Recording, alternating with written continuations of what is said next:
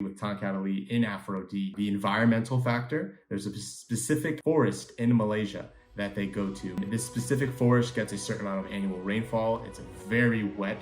There's a lot of rainfall in this forest, but not only that, it has certain minerals in the soil. So then cross-checked with number 5, and I was like, okay, what's the validity of this? And they've done the research between multiple forests, including forests in Malaysia, and they found that these forests have a different breakdown in their mineral structure, and they see this when they're testing the actual Tongkat Ali root itself. They're able to see this mineral structure, and this mineral structure has way more Tongkat Ali minerals in one versus another. And specifically these 2 rainforests, which are the major rainforests in Malaysia, that show this. And then the second thing I look for is the harvest. Who are the people doing the harvest? Now in Malaysia, they have the people who are locals, who are legally allowed to go into these forests and harvest and know what they're looking for, right? So they have this nature, which I could say, you know, gets into the woo-woo side, brought down through generations of being able to look at the mature trees, being able to look at these trees and these roots and see the aging, see the quality of life of these trees, right? A lot of the roots, and not just the roots, but also the leaves and stems, as you've spoken about, Andre, with different places getting it from all parts of the tree, have different ages. And a lot of the benefits come from a certain age, specifically 25 years old.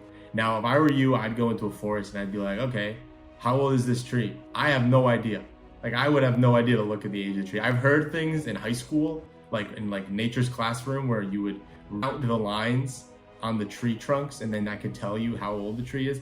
I don't know what the heck that means, but that's what I've heard. But they have these native people from Malaysia who go into the forests and harvest the root from the trees. And now they have videos of this, and they've had news reporters go with them who've been able to get the blessing from the community to go with them and record this beautiful process. And they've gone into the forest and they've seen, they're like, oh, we found one. And they find that some of these aren't up to their standards, and they go to the next one. And the guys are just like, what do you mean? Like, it's right here. Like, the reporters are like baffled because they're like, what do you mean you don't get this one? It's all here. Like, this is what you're looking for, isn't it? And the locals are like, no. Follow me.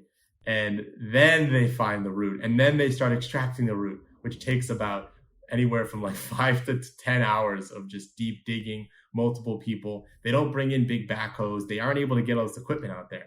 They actually have to do it in a way where they can go in by hand. So that just itself brings in a lot of the human nature aspect, which I like because it has a connection to the earth. There's a ceremony behind it, right? Being a situation where you have that respect with nature has a benefit, because you can, and not only is it a woo benefit, but also you can create an ecosystem where this lasts. You're able to get consistent quality over time, and you're able to get that supply over time. You're not going to just take advantage of something and just extinguish all the options.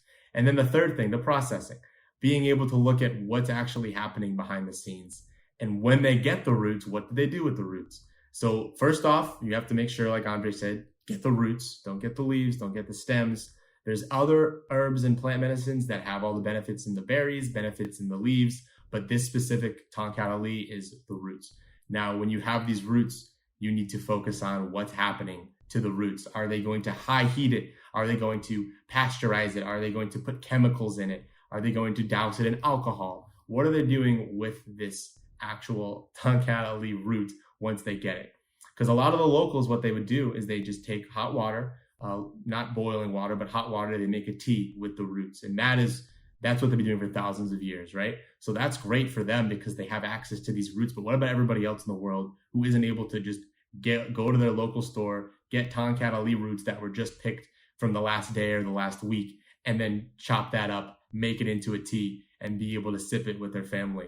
That is something that the next step comes into. And not only is it important to keep the quality of it, but also to keep the lifetime of it. If you want something that lasts and has that effective long-term quality, you're going to need to do something to preserve that. And what a lot of companies do is spray dry.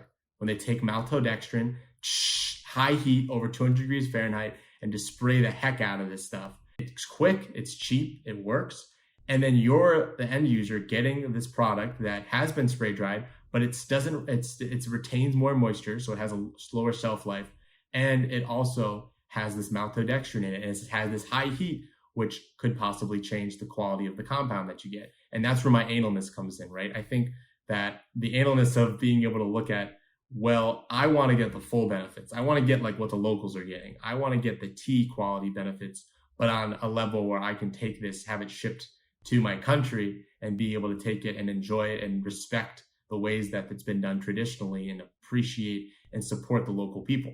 So that's where freeze drying comes in. It takes a few more days, but it has a way better process, and it doesn't have the maltodextrin, and you have less water retained in it, so you can actually have a longer shelf life. So that's huge for me as well. And then, of course, being able to go from that product to the whole story behind the people and how that all works, I think is super interesting of where it comes from in the forest, starting out as these little trees, and then it grows over 25 years. And then you get these huge trees that tower over the forest. And you can see photos of these huge Tongkat trees that are just super high up in this misty forest. It's very captivating, and it just looks powerful when you look at it. I'm sure if you're there in person, you can feel that if you're woo-woo.